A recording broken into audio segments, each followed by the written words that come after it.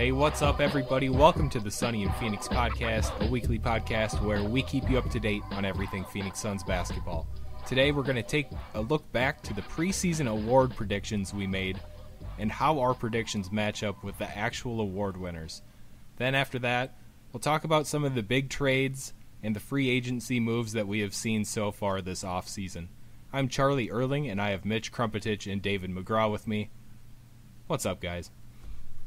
You know, just enjoying the first day of Summer League and the all Woj bomb-filled free agency start. But before we start, I definitely want to say RIP and farewell and good luck to Mark Stein. I loved Mark Stein, and I'm really sad to see him leave ESPN. Woj has the Woj bombs, but he's no Mark Stein. That's pretty rough to say R.I.P. I mean, like, yeah, he's out of a job, but it's not like he's dead. Well, he's sure dead to me. He's still got a Twitter. Just kidding. Wow. Yeah. Well, poor guy. I mean, I think of it like there's two ways to look at it. He's got this clause in his contract with ESPN where he can't do any like reporting or anything for 2 years, but they're still going to pay him. So it's like he gets paid to do nothing, but we don't get Mark Stein's amazing reporting for 2 years. And like he wants to be working, I feel like. That is a long no-compete. That is like a really long no-compete clause.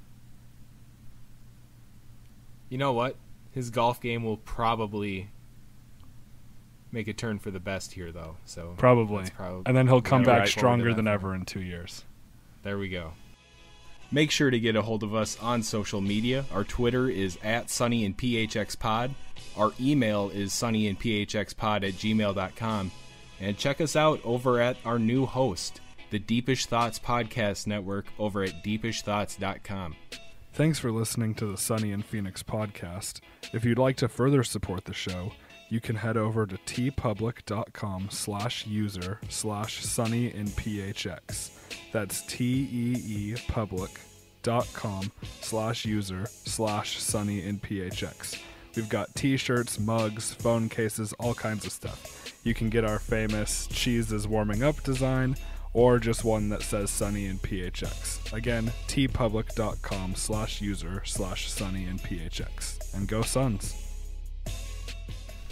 All right, so in the preseason, we like to try to predict how the season awards are going to shake out. So we went back to episode 40 to see who we picked in these awards in the preseason. But the kicker is David's the only one that went back and looked. So, and he's warned me and Mitch that we might get a little flaming here. So, I guess look forward to that. So, David, you just take it away. Where do we start here? Yeah, so we are going to go in order of how we picked these awards, because I thought that would be way more fun. So, first one is, because we're just getting into this, a little bit of a not-so-hard one, but definitely fun. Suns leader for points per game. Do you guys have any guesses on who you picked? I bet I picked Booker. You are right, Mitch. And we actually all picked Booker, which was right. Booker averaged 22.1 points. The next best was Bledsoe with 21.1. Charlie decided to go out on a limb and say that he didn't think Booker could score over 19 points per game, which is what he averaged post All-Star break. Boo. Ooh. David went out on a limb and said he averaged 19 post All-Star break. He's definitely going to break 20. So, leave that as you will. David was right. Moving on. So, we are going to go to rebounds next. Me and Chuck, we went with Len. Mitch went with Chandler. Ooh. And, I mean, Chandler was the winner with 11.5 rebounds per game. Len only had 6. Oh, ouch. But, jeez. But they were technically... Where is he? I can't find him on here. They were Don't try to there justify it is. this. Sorry. No, they were technically closer with total rebounds because Tyson didn't play for half the year. And so Alex Len got to catch up a little bit and was only 20 rebounds behind Tyson at the end, with Tyson having 539 total rebounds and Alex Len having 510. So it was a little closer than almost double the rebounds. Good to know. That's good to know. I don't feel so bad about that. I mean, we should still definitely feel bad about that because, yeah, Tyson did not lose anything in the rebounding department, and Len never put it together like a lot of us thought he would, or hoped he would, I guess, per se. In a contract year. Yeah, that was rough. All right, so next was assists per game. We all said Bled. I guessed around 7, and Bledsoe was the leader in assists per game with 6.3. I think you guys both said probably somewhere around 6.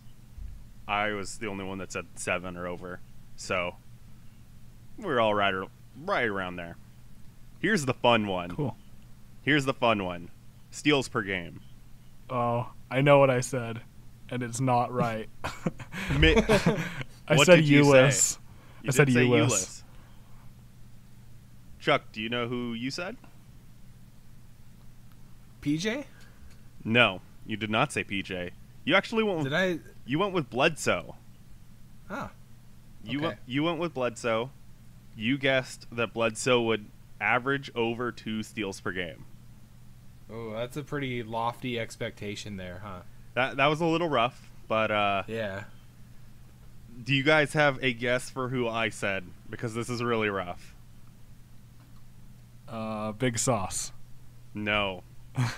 I guess. Did you say Brandon Knight? I guess that Brandon Knight would lead the team in steals per game and average at least 2 steals per game. Oh, no. Wow. Hot take right there. He averaged half a steal per game. All right. That sounds about right. So, yeah. We were pretty high on Brandon Knight at the beginning of the year. The actual answer was PJ with 1.5.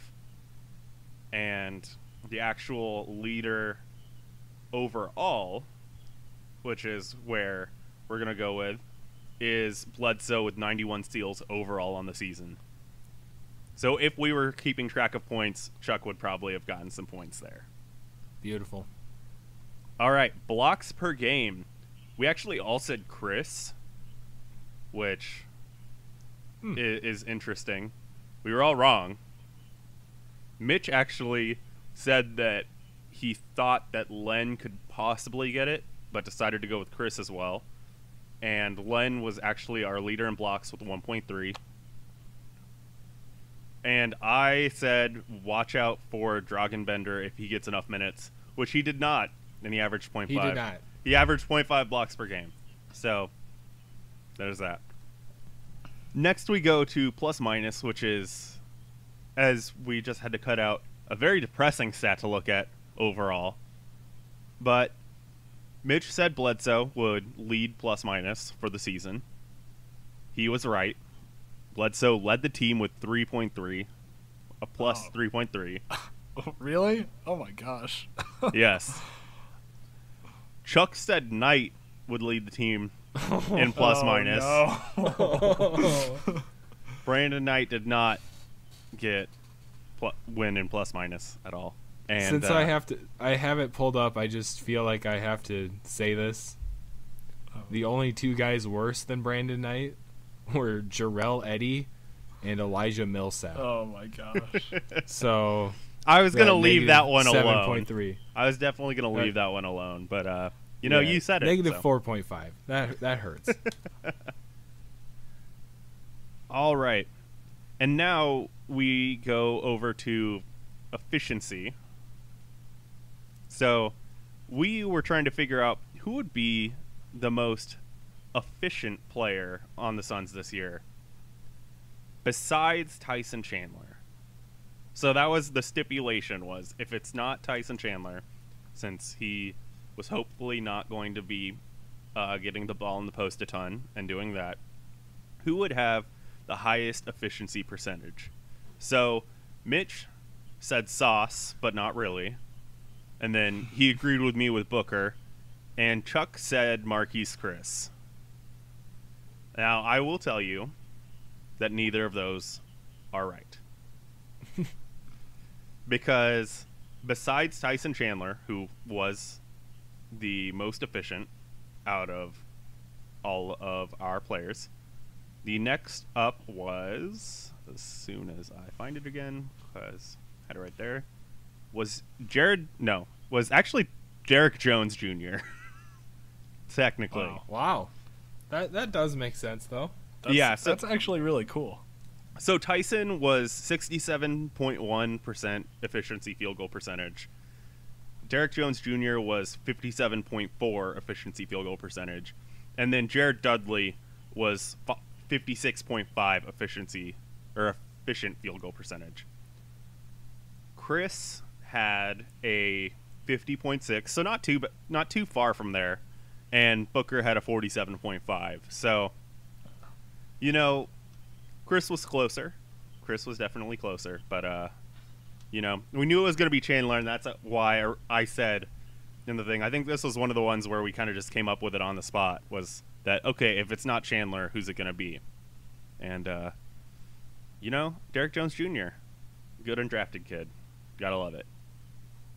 All right. So next is, who would have the worst free throw percentage? Now, Mitch, me and you both agreed on who this would be. Do you have any idea who we guessed? I think we said Tyson. No. No? Chuck said Tyson. Oh. I mean, Did we say Len? I think we technically were right because we said Archie. Oh, Archie. Which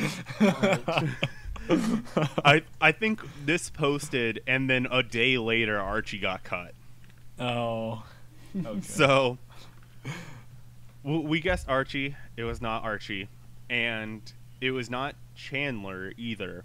The person with the worst free throw percentage was technically Bender with 36.4%, but he didn't really shoot that many free throws. So I think he gets a pass there. And the next up is I'm not going to say Elijah Millsap either, but he was bad too. The next up is actually Chris by a percentage point under Sauce. By 0.1 percentage point. So Marquise Chris, free throw percentage 62.4%, and Allen Williams 62.5%. So wow. Those guys are the bottom if you don't count Bender or Elijah Millsap. All right, these next ones are kind of subjective. These next couple ones, so we're just going to kind of discuss them, I think. We had Suns MVP as a guess on who it would be, and we all said Bledsoe. And I know if you ask me, I would probably say Booker after the fact, but do you guys have any thoughts on who is possibly our MVP this year? I think it'd have to be Booker as well. Yeah, it's tough. Bledsoe's stats were, 1 point per game less, 3 more assists per, 1.5 more rebounds per game. Man, that's tough to say. Maybe if Bledsoe would have been able to play the whole 82 games this season, right, that would really make it tough. But, Booker played in 78 this year. He had the big games. Yeah, we got to go Booker. Yeah, I think that when it comes to Booker, we were turning on and watching games specifically for him and some of the other young guys, especially towards the end of the season. And I think that's good enough to give him the MVP. And after Suns MVP, we had Suns Defensive Player of the Year. So I guessed that it would be Tucker. Chuck guessed that it would be Tucker. And Mitch, you guessed Bledsoe. And I think Bledsoe was a safe choice going in, but I actually think Bledsoe kind of took a step back on the defensive end this year. And if you guys want to argue against that, I am definitely all ears, but I just think that for the time that he was, PJ was definitely our best defensive player. Yep, no doubt. I agree with that. All right. And then Suns Rookie of the Year. We all guessed Chris. And I did say very early in the year that Bender would be probably a better defender. So I feel good about that, but he barely played, so there's that. So, Chris, I think we probably all agree with that right now. I don't think there's any difference, except that I think we all were hoping that Tyler Ulis would play well, and once he got minutes, he did. So, not that much different there. Yeah, I think if Ulis would have played the amount of minutes that Chris did, and had that time to just get those minutes on the court, maybe that'd be more of a debate right now. But Chris had the superior season, I'd say. Yeah, I think even if Ulis did get those minutes, I don't know. I just think it took him a little longer to adjust to the game. I mean, even though Chris is still learning a lot and adjusting, just the things he was able to do right off the bat, I think were more impressive than Ulis. Yep, and I agree. Chris didn't play. He played about 600 more minutes than Ulis, so 600 is a lot of minutes. But at the same time, if you're considering that Marquise Chris probably played about the same minutes per game as Ulis, he just got those extra minutes starting and especially earlier on in the season. So there isn't a drastic amount of minutes that, like different minutes. It wasn't like Chris played double or triple the amount of minutes that Ulis did. So just do want to point that out. Another fun one, Suns wins. Oh, we no. we looked at what was the betting line for Suns wins. The betting line was 26.5 wins. Now, we all said over, but a couple of us made a couple bold predictions. Oh, Great. So, Chuck, you did not make a bold prediction at all. You just said over 26.5. Mitch, that's okay. You made a little bit of a jump and said, you know what? The Suns will win over 29 games. Oh. Okay. I thought I was going to say like 35 or something. Nope, So that that was makes me my feel dumb better. idea. That was my dumb idea completely. Okay. I decided to say the Suns would win 38 games. Oh. Ew. I was off a little bit. So, do you think maybe like me and Mitch's homerism kind of rubbed off on you before you made that answer? Is that a possible? Yeah, I bet that was That's the possible. case. Yes, a little bit of the homerism, definitely, I will say. Plus my own homerism. But I think at that point, if you were trying to guess, or I guess at that point, if you were trying to guess wins, my main argument was how different is this team from the year before?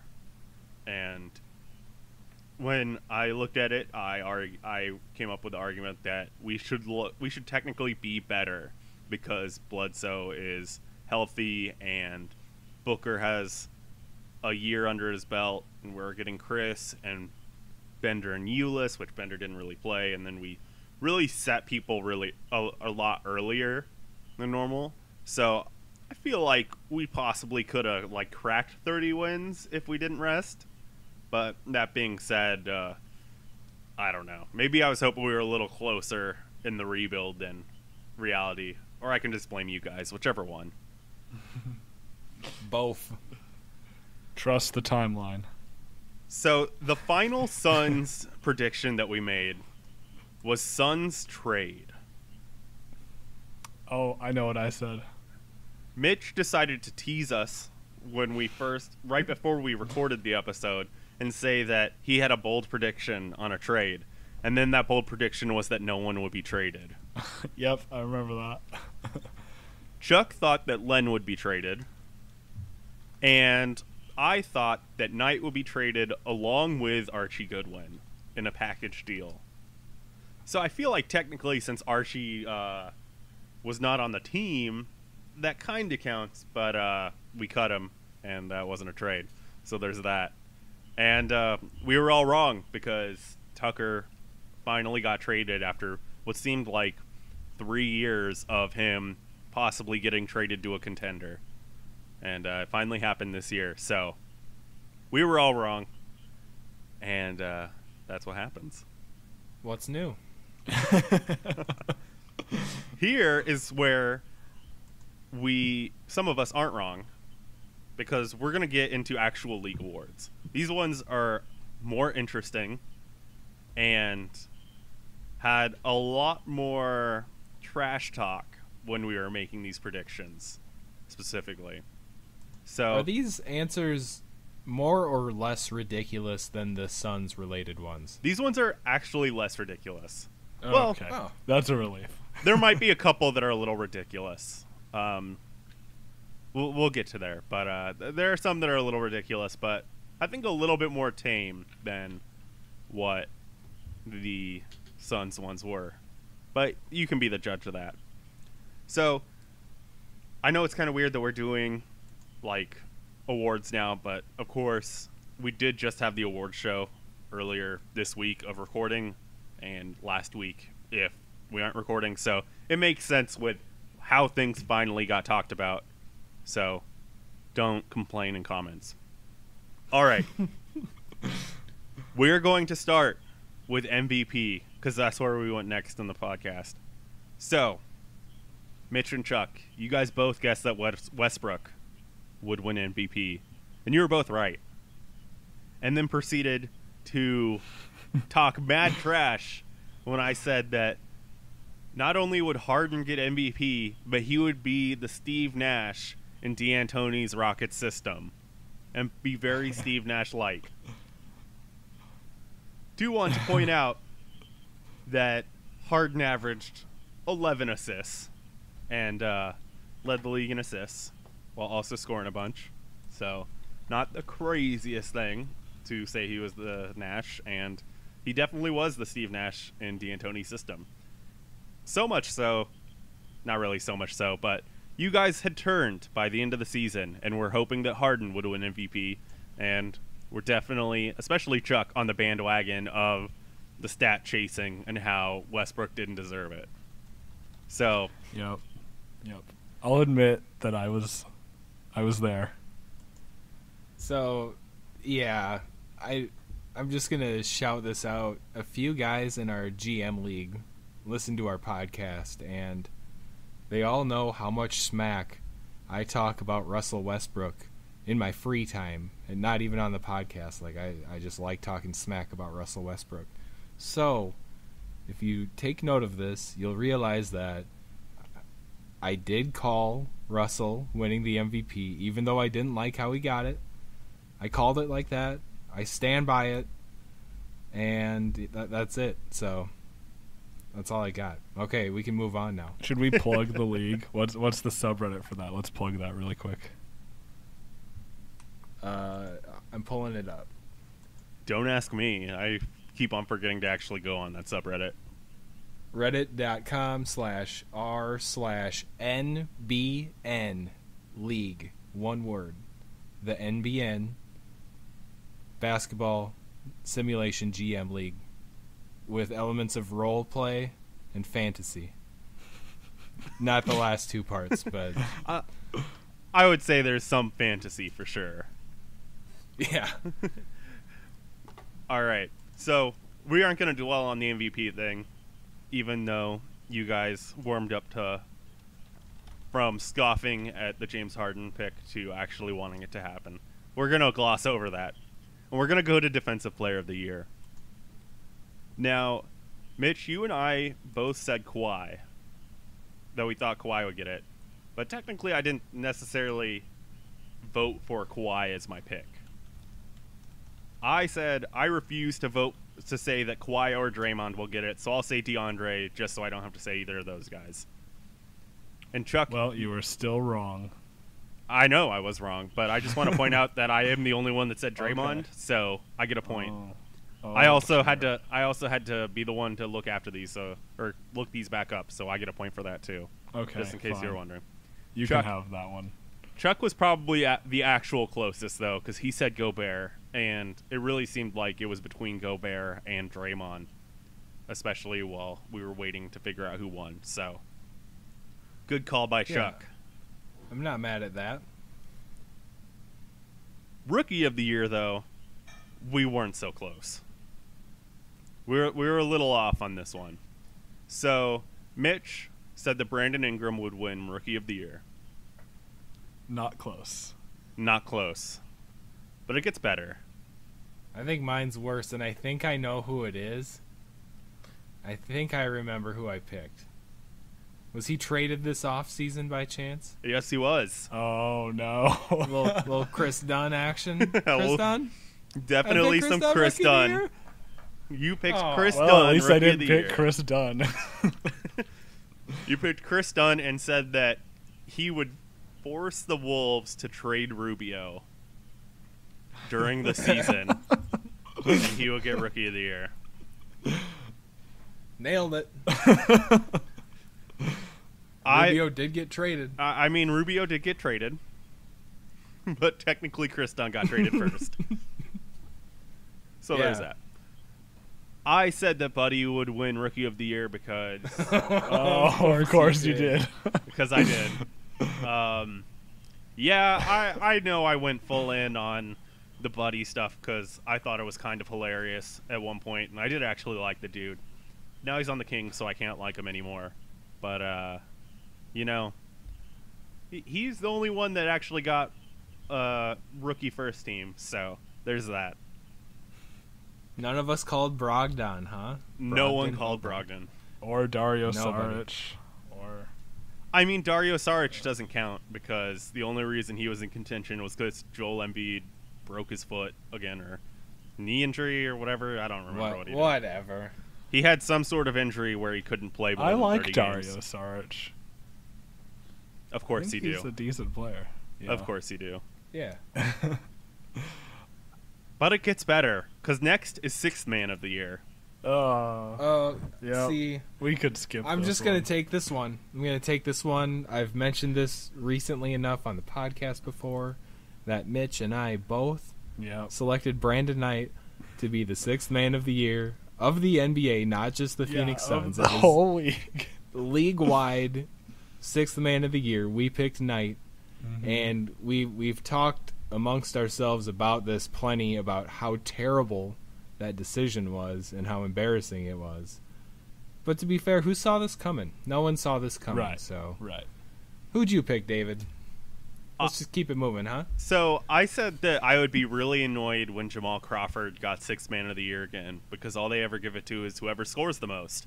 And they technically did give it to whoever scores the most in Eric Gordon. But I was really pulling for Iggy, and he didn't get it again, which is really unfortunate. But, you know, you can only have good, gracious contracts with the Warriors and be on that team and get so much love. So that is the last of the individual awards. And for our last couple guesses on predictions, I guess, not guesses, we did playoffs. And some of us did some seedings. Some of us did not do some seedings. Specifically for the West, I did not seed. I do not know. I don't think Mitch did either, but Chuck did. So Why would I do that? Chuck decided That's to. just setting myself up. He was going for bad. failure, but he wasn't too far off. He wasn't that far off. You just got to switch a couple of things here and there with the seeding wise, and he was pretty close. Not as close as Mitch, because Mitch guessed all the teams right, but Oh, yeah. Nice. because Mitch did say Warriors, Clippers, Blazers, Thunder, Jazz, Rockets, Memphis, Spurs. Those were all the That's teams. right. Not that order, but whatever. Chuck's order was Warriors, Clippers, Spurs, Jazz, Thunder, Blazers, Rockets, Timberwolves. And I almost picked the Wolves. I almost put them at the 8 seed. And then I specifically asked, "You're putting the Timberwolves over the Grizzlies?" And Chuck said yes, because we're going to have fun. And I was like, all right, fair enough. So you were pretty close. I mean, you flipped the Spurs and the Clippers and then put the Rockets after the Spurs. And that's pretty close to how everything was minus the Timberwolves. So you do some... That's not as bad as I thought it would be. No, I think I technically have the worst because I guessed that the Mavs would make the playoffs. Oh. But Wow. I'm going to defend it because I specifically said that I only wanted to have the Mavs in the playoffs because I felt like they were getting shafted too much by a certain person who was on a podcast with us right before we did these predictions. Oh, okay. And so I was trying. I felt like I needed to defend the Mavs a little bit more, and that's why I did that. But Okay. That's fine then. I'm glad you did. So that's why I did that. I did have Utah not in the playoffs though, so there's that, which was bad. When it comes to the East, we did have some seeding here, and we were a little less close on these ones. So, Mitch, you guessed that the order would be Cavs, Raptors, Celtics, Pacers, Pistons, Hawks, Bulls, Bucks. So, order wrong, but you were pretty close. If you would have had you would have had the Bulls in there, you would have been right. Or not the Bulls, I'm sorry. Whatever, I don't care anymore. If you wouldn't have had the Pistons in there, that's what I was going for. Right. Whatever. That was my reach. I mean, I didn't want to put the Wizards in anywhere either. Chuck was the only one that put the Wizards. That's dumb, though. I should have got the Wizards. Chuck is the only one of us that said that the Wizards would make the playoffs. Oh, jeez. But and also John Wall had a great year. Oh. He did. But you were also the only one of us to say that the Bulls wouldn't make the playoffs. Which, they shouldn't have. They really shouldn't have. Yeah. So, Chuck, you said Cavs, Celtics, Raptors, Pacers, Pistons, Hawks, Wizards, Hornets. So you didn't have Hornets. You didn't have either B team on there, the Bucks or the Bulls.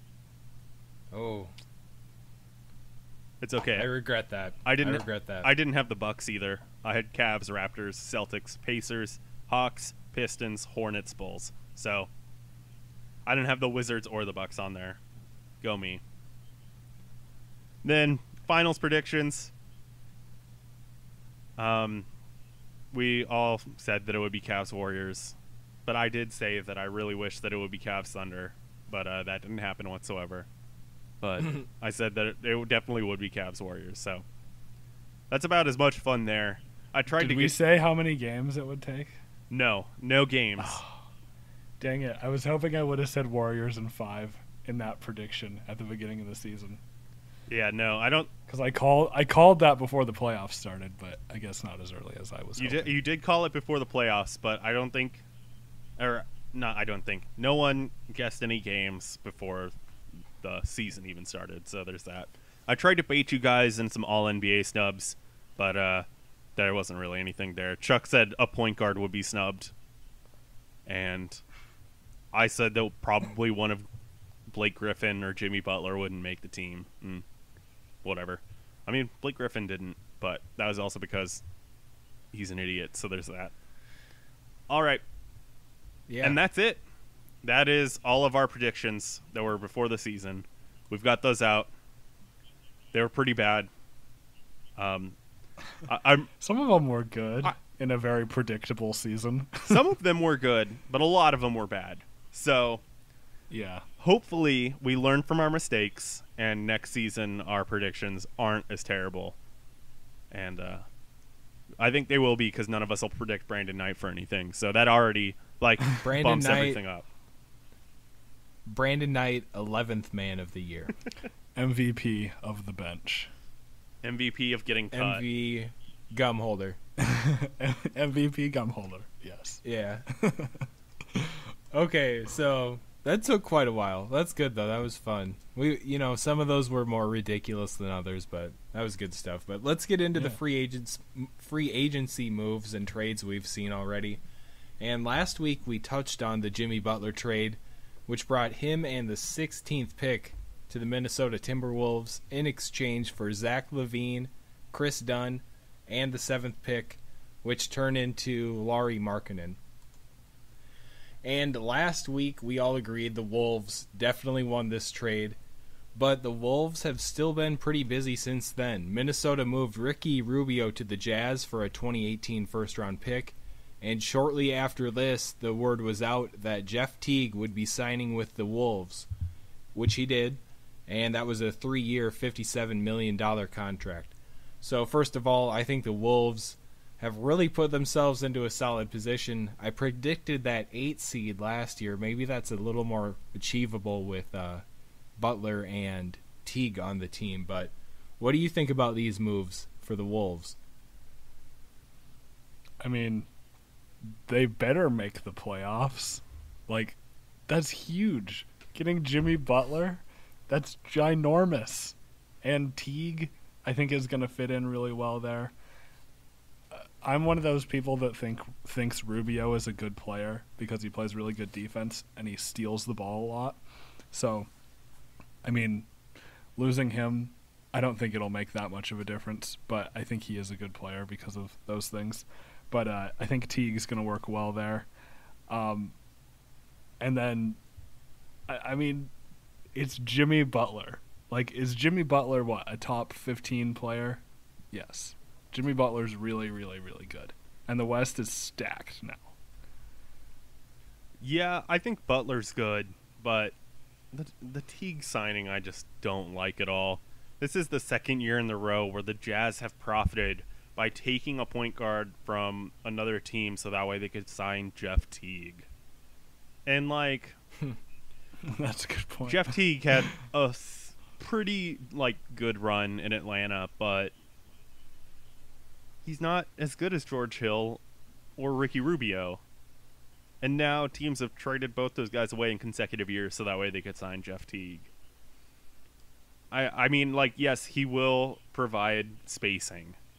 And he doesn't necessarily need the ball in his hands, which is good. But maybe they could have made a bigger push for George Hill or something like that. I think everyone kind of knew that Drew Holiday was going to re-sign with the Pelicans, so there wasn't really a way they could get him, but I don't know. I just feel like they should have made a push for someone else, and now with this and reports that they are not going to get Paul Millsap, I mean, they have an uphill battle still. They got to figure out that power forward position before the season, because I don't like the idea of starting both Cat and Gorgie Dang in the same front court. And I get it that it kind of worked, but I just don't like it. I mean, okay. You have Jimmy Butler, Karl Anthony Towns, and Andrew Wiggins. I don't care who they start at the 4. Like, with those 3 guys, that's going to be awesome. They just need some shooting is all. Yeah, but this is the West. I mean, in the East, yeah, that would be a top team. But in the West, I mean, there's a lot more competition. And there's a lot more competition now more than anything else.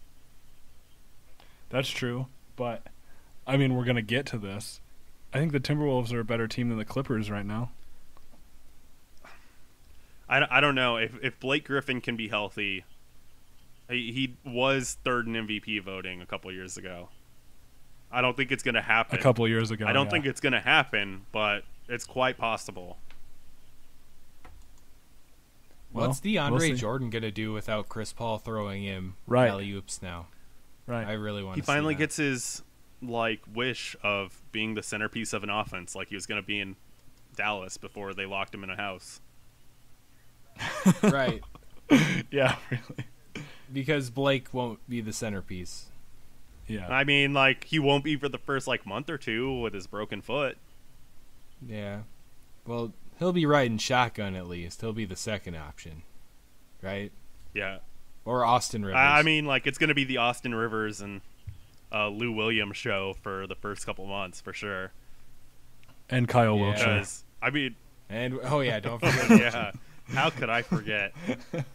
I mean, the Clippers are in a pretty rough situation, especially because, I mean, they don't have J.J. Redick either, who is their best three-point shooter and was really good for them the last, 3 years or however long it was. Now he's gone. Yeah, $23 million to go play in Philly. I mean, why not? 1 year, $23 million. Trust the process and such. Get out of the West. Play for an up-and-coming team that wanted to pay you $23 million. I don't blame him. Yeah, I absolutely agree. Okay, so the next big trade in the league was a bit of a shocker, seeing Paul George sent to the Oklahoma City Thunder in exchange for Domantas Sabonis and Victor Oladipo. I'm a bit surprised to think that this was the best deal that the Pacers could get for George.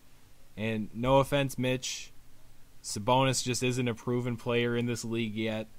And Oladipo just signed that rather frightening 4-year, $84 million contract. So what do you guys think about this one? The Thunder actually saved $4 million off their cap this year by doing that trade.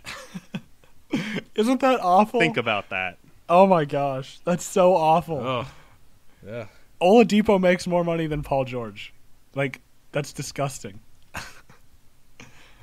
But, I mean, you're right. I love Sabonis, go Zags, but he is unproven. He's played 1 year, and he sat the bench a lot of the time after the Taj Gibson trade in Oklahoma City.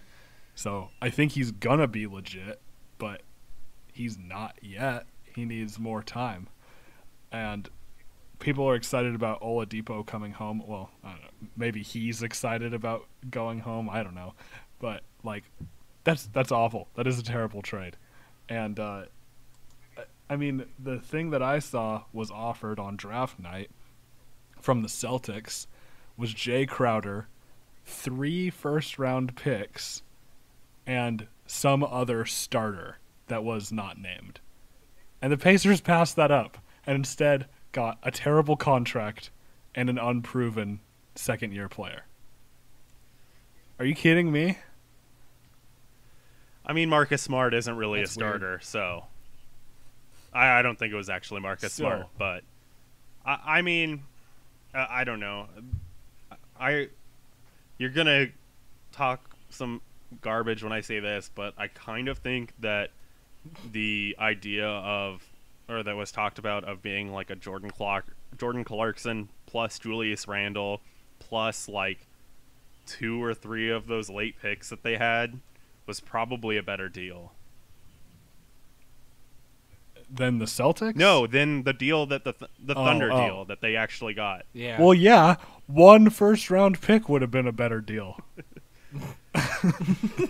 You're right. No, there is talk that the Pacers GM really just didn't want to give Paul George what he wanted and go into LA, and also didn't want to trade him to an East team. Right, because of he was thinking emotionally. Supposedly there was... That's what the report said. There was that trade that was supposedly Love to the Nuggets, whatever to the Pacers, and then Paul George to the Cavs, and supposedly that was agreed upon by Stan Kroenke. I'm going to call him Cranky, and Dan Gilbert, but Pacers GM backed out on it and didn't want anything of it. And there was talk of the 4 first-rounders that Boston offered at the trade deadline, and then the draft day idea. I mean, this seemed very much like a move that was just get him out of the East and also don't give him what he wants. Fine, he wants to go compete, then you can go try and compete in Oklahoma. Right. With old Russ. With old number 1 option Russ. Make his trip to L.A., give him a stopping point on the way to L.A. for a year. There you go. That makes sense. Okay, let's keep things moving, though. And what's next here? All right, yeah. Los Angeles Clippers. The big trade that sent Chris Paul to the Rockets, and then in return the Clippers are picking up about half of an NBA roster.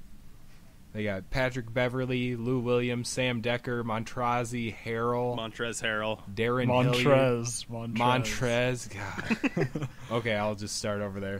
Montrezl Harrell, Darren Hilliard, DeAndre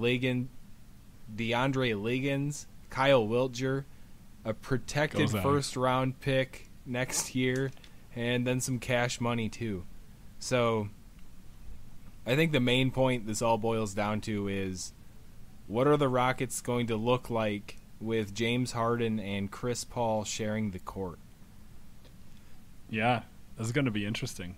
I saw a great video right after this trade happened. I forget who posted it, but it was from that movie Semi-Pro with Will Ferrell, and the caption was like, Chris Paul and James Harden trying to learn how to share the ball, and Will Ferrell's passing to, or I think Will Ferrell's in the post, and the other guy is passing to him, and they just keep passing it back and forth for like 30 seconds. And I thought that was really funny, and that's what I imagine in real life. Harden actually reposted that on at least Instagram. Okay. He saw it and reposted it, and apparently thought it was hilarious. So it's so funny. It was definitely good. You know, if anyone wanted to see what would have happened with the Lakers if Stern didn't veto that Chris Paul trade 5 years ago or whatever that was, then they finally get their chance with this. Cool, I guess. But I don't know. I mean, Chris Paul and James Harden are both well dominant, but it's not like they've never played with another ball handler, is what I'll say. So the first couple years when Chris Paul was with the Clippers, he had Eric Bledsoe, and they would play together. And Bledsoe didn't even have an outside shot at that point. He was basically just all athleticism. And, you know, James Harden had Russell Westbrook and Kevin Durant in Oklahoma City before. So, you know, it makes sense that these guys can probably work together and just want to win. But does this really push them over Golden State? Nah. No. So it's just like, man, wouldn't it... Nope. It like, that's really good. You would really need two really strong defensive wings to really guard them. Oh. You mean like Klay Thompson and Durant? Okay. Okay, so let's keep things with the Clippers, and Blake Griffin decided to stay with the Clippers, signing a big 5-year, $173 million contract. So, real quickly, with all the buzz surrounding the big meeting between Blake and the Suns at the start of free agency, that never happened. So, how do you guys feel about that whole situation in general, I guess? All it ever was a way for him to get a 5th year on his max deal with the Clippers.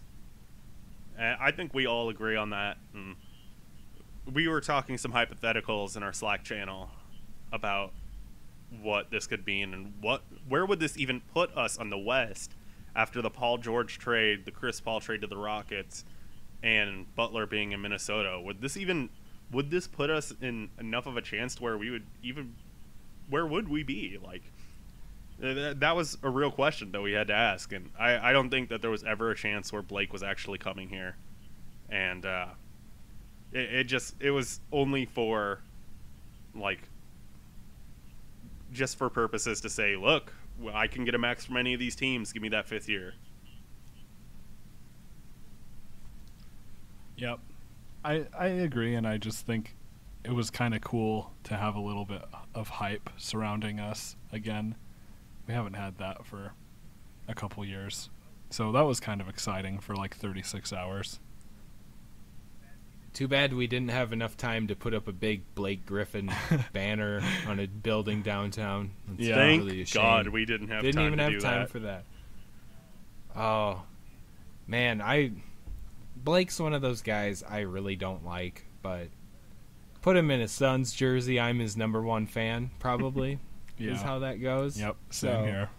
I'm glad it didn't get dragged on or anything like that, and it's over now, and I can go back to talking smack and hating on Blake Griffin. So Yeah, and I'm not too. We're not even in the Paul Millsap things either because we decided to back out of that. So we're not getting any free agencies. And that's fine. We're standing by now, or we're going back to the hey, let's just keep with those youngins.